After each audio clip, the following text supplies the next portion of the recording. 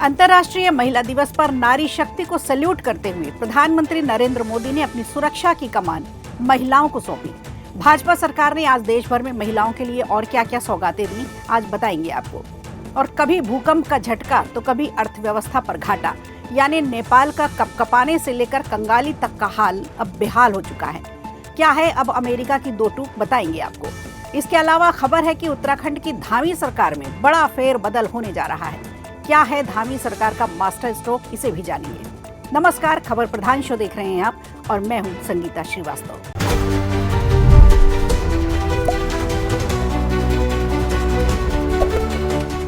अंतर्राष्ट्रीय महिला दिवस पर देश की आधी आबादी को खबर प्रधान की ओर से ढेरों शुभकामनाएं।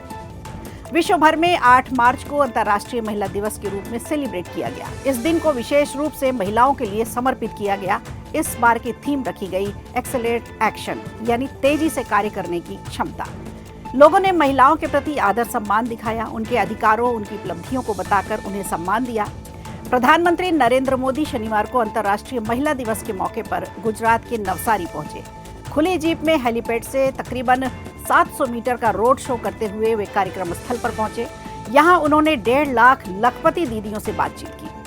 प्रधानमंत्री ने कहा कि मैं दुनिया का सबसे अमीर व्यक्ति हूं, क्योंकि मेरे जीवन के खाते में करोड़ों माताओं, बहनों और बेटियों का आशीर्वाद जमा है। इसके अलावा प्रधानमंत्री ने यह भी बताया कि अनुच्छेद 370 के हटने से जम्मू कश्मीर में महिलाओं की जिंदगी बची है और उन्हें सभी मूलभूत सुविधाएं भी अब मिल रही हैं। आपको बता दें, इस इवेंट की एक खास बात यह भी रही कि इसमें केवल महिला पुलिस कर्मियों का सिक्योरिटी कवर तैनात किया गया था। इस इवेंट में कुल 2165 constable, 187 inspector, 61 sub inspector, 19 DSP, 5 DCP, 1 IG और 1 एडीजी पीएम के हेलीपैड से लेकर कार्यक्रम स्थल तक की सिक्योरिटी का जिम्मा संभाल रही थी। 8 मार्च को प्रधानमंत्री नरेंद्र मोदी का ऑफिशियल सोशल मीडिया हैंडल भी 6 महिलाओं ने मैनेज किया। इसके अलावा पूरे देश में जहां जहां भाजपा की सरकार है, वहां महिलाओं को अन्य कई सौगातें भी दी गई। दिल्ली में रेखा सरकार ने आज से महिला समृद्धि योजना के रजिस्ट्रेशन का काम भी शुरू किया। आपको बता दें, इस योजना के तहत बीपीएल धारक महिलाओं को दिल्ली सरकार हर महीने 2,500 रुपए की धनराशि देगी। वहीं आज मध्य प्रदेश की बात करें तो मोहन यादव के प्रोटोकॉल में भी महिला अधिकारी और कर्मचारी ही मौजूद रहे। यानी भाजपा और प्रधानमंत्री नरेंद्र मोदी का संदेश बिल्कुल साफ है कि महिला को हर संभव प्राथमिकता देते हुए उनकी शिक्षा और सुरक्षा दोनों जरूरी है और भाजपा सरकार हर जरूरतमंद महिलाओं को मदद पहुंचाने की पूरी कोशिश कर रही है।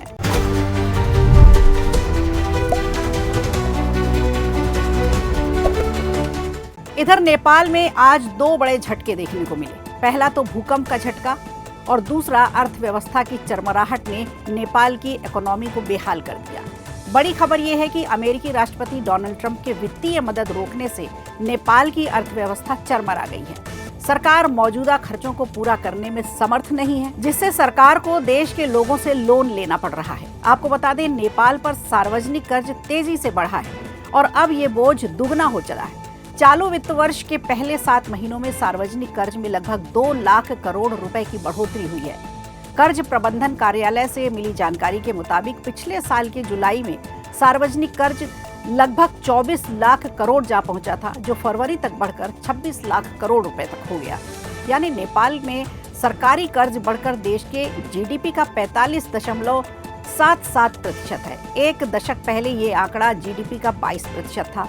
वहीं कुल कर्ज की बात करें तो विदेशी कर्ज 50.87% है, घरेलू कर्ज 50% और कर्ज के ये आंकड़े भूकंप की तबाही से भी ज्यादा खतरनाक है, जिसकी वजह से शिक्षा और हेल्थ प्रोजेक्ट को काफी ज्यादा नुकसान हो रहा है। ऐसे में अब देश की अर्थव्यवस्था की स्थिति केपी शर्मा ओली की सरकार के लिए एक बड़ी चुनौती बन चुकी है। बिगड़ती अर्थव्यवस्था को सुधारने के लिए सरकार ने एक आर्थिक सुधार सुझाव आयोग का भी गठन किया है, लेकिन सुधार के कोई संकेत अब तक तो नहीं मिले। रेवेन्यू में कमी और मंद आर्थिक गतिविधियों के कारण सरकार अपने लक्ष्यों को पूरा नहीं कर पा रही। चालू वित्त वर्ष के पहले 6 महीनों में सरकार ने लक्ष्य से लगभग 1.5 ट्रिलियन रुपए कम कलेक्ट किए, लेकिन अब सवाल ये उठता है कि आखिर अमेरिका ने ऐसा क्यों किया। तो इसके पीछे वजह बिल्कुल साफ है। नेपाल कहीं न कहीं चाइना से नजदीकियां बढ़ा रहा था, जिसके चलते चाइना को इंडिया वाले क्षेत्र में काफी ज्यादा डोमिनेंस मिल जाता और अमेरिका को इससे दिक्कत होती। जियोपॉलिटिक्स के कई विद्वान ये भी बताते हैं कि अमेरिका नेपाल में अपना बेस तैयार करना चाहता था, जिस पर नेपाल की ओली सरकार सहमत नहीं हुई। इस वजह से नेपाल की आर्थिक मदद बंद करनी पड़ी।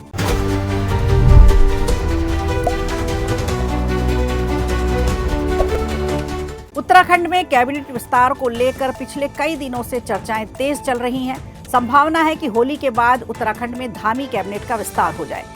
कैबिनेट विस्तार ही नहीं बल्कि 2 से 3 मंत्रियों की कैबिनेट से छुट्टी भी हो सकती है।